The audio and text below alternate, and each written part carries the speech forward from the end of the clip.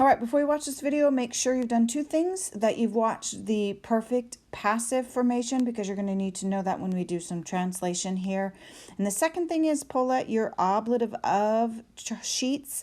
We're going to add ablative of agent to this one.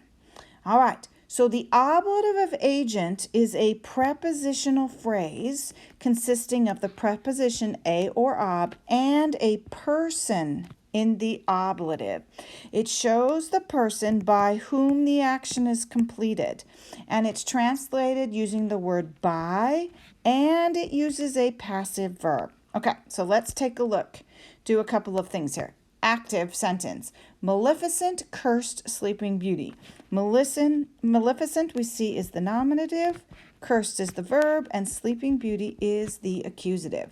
So in English, verbs in the passive voice are often accompanied by a prepositional phrase beginning with the word by. So if we were going to make it passive, we would say Sleeping Beauty, and here's our nominative, was cursed by Maleficent. So Sleeping Beauty now becomes our nominative. What happened to her? She was cursed. That's our verb. And by Maleficent. We have our preposition here, and we have our object of the preposition. In Latin, we would put this into the ablative. So the prepositional phrase by Maleficent, right here, identifies the person that does the action to the subject. Who does the cursing of Sleeping Beauty? Maleficent does. So Maleficent is no longer the subject, but isn't in a prepositional phrase.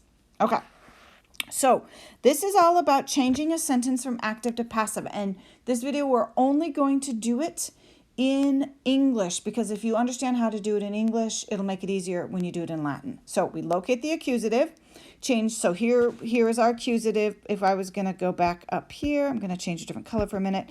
Accusative is Sleeping Beauty. Right? So, accusative, change the accusative into the nominative. And here we have changed it into the nominative.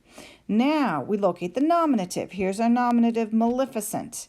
She changed the nominative into a prepositional phrase with an ablative. And here we have here, by Maleficent. And then we make the verb passive. And cursed becomes was cursed. And you remember how we can make sure that we've changed it into passive?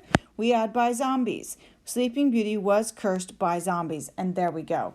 Usually, though, if you see a by, that's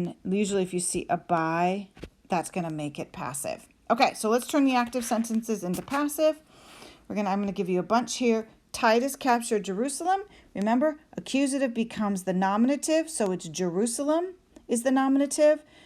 The nominative, so we have here the accusative. The accusative becomes the nominative. The nominative becomes the accusative, right? Actually, it becomes the, nominative and accusative. Nominative becomes the prepositional phrase, by. Okay, so then what we have is Titus captured Jerusalem becomes Jerusalem was captured by Titus. So Titus succeeded Vespasian as emperor, right? So Vespasian was the accusative. It becomes the nominative.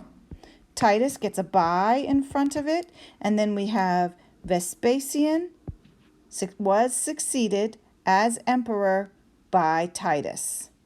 Now here, do you notice that we've changed succeeded to was succeeded? Remember that sometimes the imperfect and the perfect are interchangeable. This is one place where it makes sense to have it go from perfect to imperfect.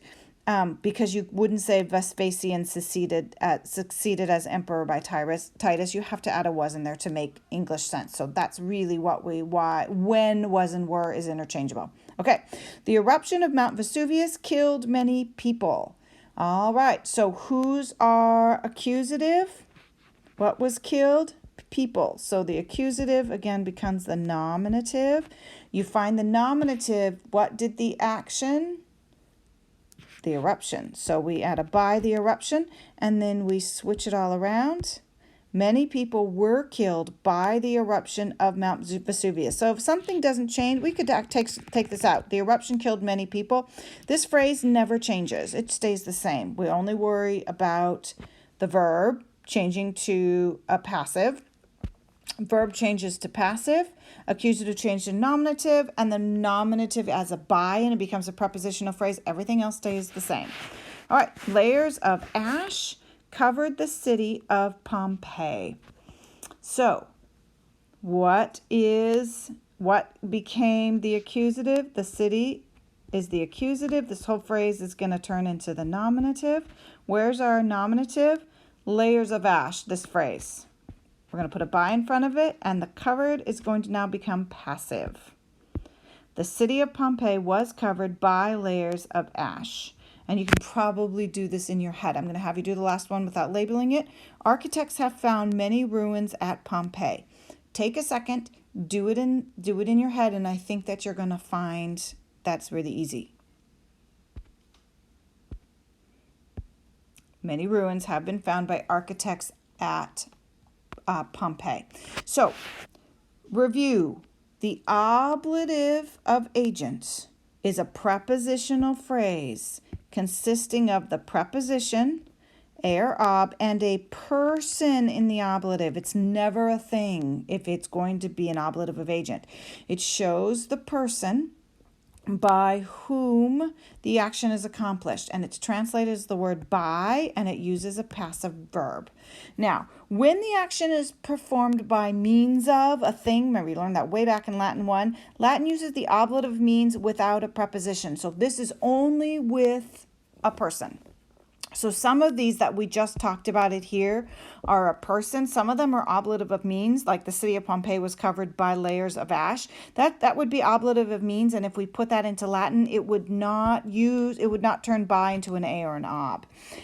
So this one, many ruins have been found by architects. This one would be ablative of means because it's a person, so it would have the a or the ob.